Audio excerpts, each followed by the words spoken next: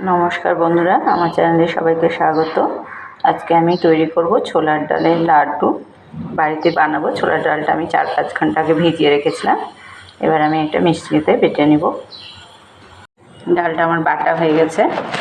খুব মিহি করে বাটিনি, একটু মোটা মোটা দানা দানা রেখেই বেটেছি। এবার আমি গ্যাস একটা কড়াই বসিয়ে তেল বসিয়ে দিয়েছি। তেল দিয়ে দিয়েছি। এবার আমি বড়াগুলো ভেজে নেব।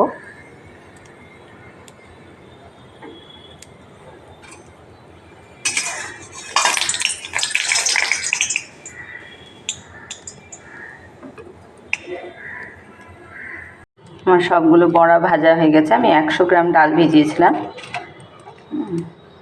সবগুলো বড়া এভাবে ভেজে নিয়েছি। এবার আমি একটা কড়াই বসিয়ে দিয়েছি। কড়াইতে আমি অল্প একটু জল দেব। একটু কম জল দিয়েছি। আর এই বাটি 1/3 চিনি দিয়েছি।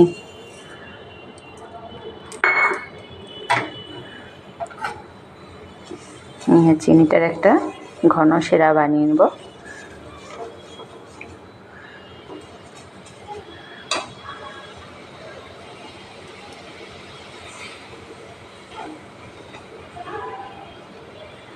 এইগুলোকে আবার মিক্সিতে আমি একটু ভেঙে নেব। চিনিটা আঠা আঠা ধরে নিয়েছে। এর মধ্যে 2টো এলাচ দিয়ে দিয়েছি।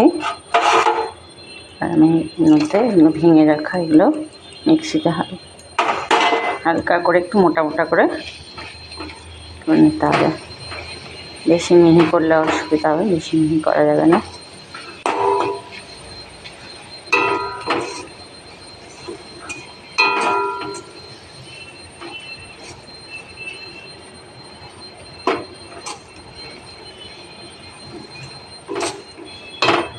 ভালো করে এবার পাক দিয়ে নিতে হবে।